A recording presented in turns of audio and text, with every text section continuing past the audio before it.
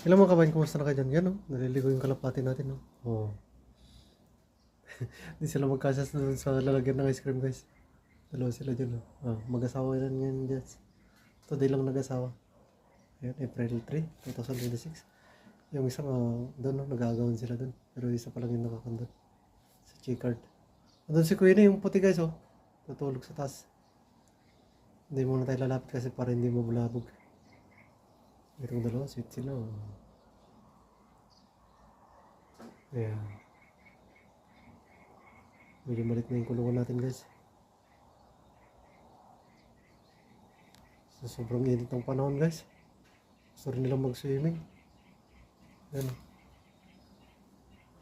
Ayan. Medyo malayo tayo. Hindi natin makita. Dapat nakakuan tayo. Still mating na ko, no? Para nakikita sila.